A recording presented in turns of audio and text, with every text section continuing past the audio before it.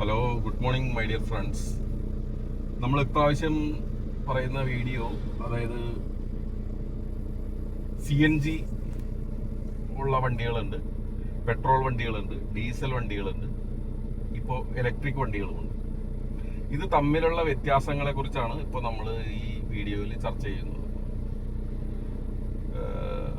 ആദ്യമായിട്ട് പെട്രോൾ വണ്ടിയാണെന്നുണ്ടെങ്കിൽ നമുക്ക് ഉള്ള ഗുണം, പെട്രോള് സൈലന്റ് ആയിരിക്കും. പക്ഷെ അതിന് പെട്രോളിന്റെ വില ഇപ്പോൾ കൂടുതലാണ്. നമ്മുടെ നാട്ടിലിപ്പോ CNG വണ്ടികളുണ്ട്. പൊതുവെ പെട്രോളും ഡീസലും അപേക്ഷിച്ച് നോക്കുമ്പോൾ CNG വണ്ടികൾ ഇപ്പൊ കുറവാണ്. പക്ഷെ CNG വണ്ടികളുടെ എന്ന് പറയുമ്പോൾ അതിന്റെ പ്രത്യേകതയായിട്ട് എന്താണ് പറയാൻ പറ്റുന്നത്? CNG വണ്ടികൾക്ക് ഇപ്പോൾ ഉള്ള പ്രശ്നം എന്താണെന്ന് വെച്ച് കഴിഞ്ഞാല് CNG പമ്പുകൾ കുറവാണ്. അതുപോലെ തന്നെ CNGയുടെ വില ഏകദേശം ഡീസലിന്റെ വിലയായിട്ട് ഒരു 4 രൂപയുടെ വ്യത്യാസം ഇപ്പോൾ വരണുള്ളൂ.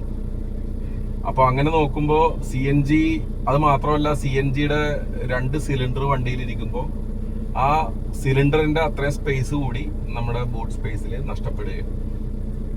അപ്പോൾ അങ്ങനെ നോക്കുമ്പോൾ CNG ഇപ്പോഴത്തെ സിറ്റുവേഷനിൽ CNGയും ഒരു പ്രോബ്ലം തന്നെയാണ്.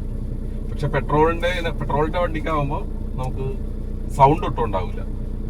ഡീസൽ വണ്ടിക്കാണെന്നുണ്ടെങ്കിൽ, ഇപ്പൊ ഇതിപ്പോ ഡീസലാണ്, ഡീസൽ വണ്ടിക്കാണെന്നുണ്ടെങ്കിൽ പെട്രോളിനേക്കാൾ ഏകദേശം ഡബിൾ മൈലേജ് കിട്ടും. പക്ഷെ എൻജിൻ വർക്ക് ചെയ്യുമ്പോൾ ആ സൗണ്ട് സ്വല്പം കൂടുതലായിരിക്കും, എൻജിന്റെ വലിപ്പവും കുറച്ച് കൂടുതലായിരിക്കും. അതാണ് പ്രധാന വ്യത്യാസം. അതേസമയം ഇലക്ട്രിക് വെഹിക്കിൾ ആണെങ്കിൽ, ഞാനിപ്പോൾ ഇലക്ട്രിക് വെഹിക്കിളും ഓടിച്ചു നോക്കിയിട്ടുള്ള, ഇലക്ട്രിക് വെഹിക്കിൾ ആണെന്നുണ്ടെങ്കിൽ സൗണ്ട് ഒട്ടും തന്നെ ഉണ്ടാവില്ല. അപ്പോൾ ഇലക്ട്രിക് വെഹിക്കിളിന് സൗണ്ട് ഒട്ടും ഉണ്ടാവില്ല. നമുക്ക് കറണ്ടിന്റെ ചാർജും സംഭവങ്ങളൊക്കെ വെച്ച് നോക്കുമ്പോൾ ഇപ്പോഴത്തെ സിറ്റുവേഷനിൽ ഇലക്ട്രിക് വെഹിക്കിൾസും ലാഭമാണ്. പക്ഷെ ഇലക്ട്രിക് വെഹിക്കിൾസിന് ഇടയ്ക്കിടയ്ക്കുള്ള ചാർജിങ് സ്റ്റേഷൻസ് മാത്രമാണ് ഇപ്പോൾ ഒരു പ്രോബ്ലം ഉള്ളത്. അപ്പോൾ അങ്ങനെ നോക്കുമ്പോൾ ഡീസൽ ഇപ്പോൾ എല്ലായിടത്തും അവൈലബിൾ ആണ്. പക്ഷെ എങ്കിൽ തന്നെയും ഡീസലിന്റെ പുക, അതായത് പൊള്യൂഷന്റെ ഒരു പ്രശ്നം വരുന്നുണ്ട്. ഇലക്ട്രിക് വണ്ടിയാണെന്നുണ്ടെങ്കിൽ നമുക്ക് പൊള്യൂഷൻ ടെസ്റ്റ് ഒന്നും എടുക്കണ്ട. അതായത് ഇലക്ട്രിക്കിന് വേറെ പുകയും കരിയും അങ്ങനത്തെ പ്രശ്നങ്ങളൊന്നുമില്ല. അപ്പൊ അങ്ങനെ നോക്കുമ്പോൾ ഈ ഡീസലും ഇലക്ട്രിക് വെഹിക്കിളുമാണ് കമ്പാരിറ്റീവ്ലി ഇപ്പൊ ചീപ്പ്.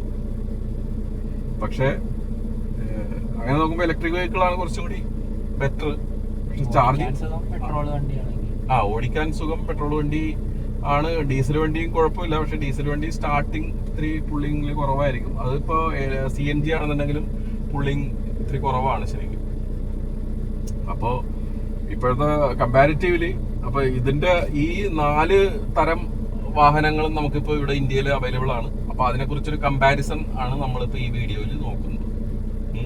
ഇനി വേറെ എന്തെങ്കിലും ഇത് സംശയങ്ങൾ വരുന്നുണ്ടോ? ഈ ഇലക്ട്രിക് വണ്ടിയുടെ പെട്രോൾ വണ്ടി തമ്മിൽ സേഫ്റ്റിയുടെ വ്യത്യാസങ്ങൾ എന്ന് പറഞ്ഞാൽ ഇലക്ട്രിക് വണ്ടിയിൽ ബാറ്ററിയാണ് വരുന്നത്.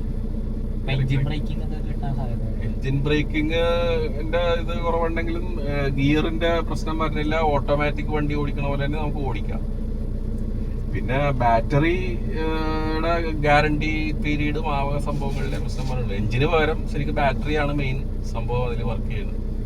അപ്പൊ ബാറ്ററി എഞ്ചിൻ സംഭവങ്ങളും ഉണ്ടെങ്കിലും നമുക്ക്, പിന്നെ ഇലക്ട്രിക് വണ്ടികൾ ഇപ്പൊ നന്നാക്കാനുള്ള ഇത് ഇപ്പൊ അത്രയും ആയിട്ടില്ല.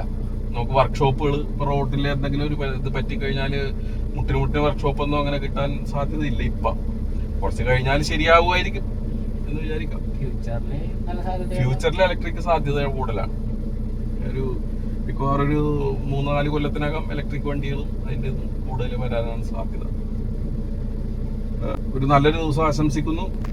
നമ്മൾ വീഡിയോ വൈൻഡ് ചെയ്യുന്നതിന് മുമ്പായിട്ട് ഈ ചാനൽ സബ്സ്ക്രൈബ് ചെയ്യാത്തവർ ചാനൽ സബ്സ്ക്രൈബ് ചെയ്യുക, ഷെയർ ചെയ്യുക, ലൈക്ക് ചെയ്യുക. പിന്നെ കൂടുതൽ എന്തെങ്കിലും കമന്റ്സ് ഇതിനെ കുറിച്ചൊക്കെ ഉണ്ടെന്നുണ്ടെങ്കിൽ അത് കമന്റ്സ് ആയിട്ട് ഇടുക. Thank you.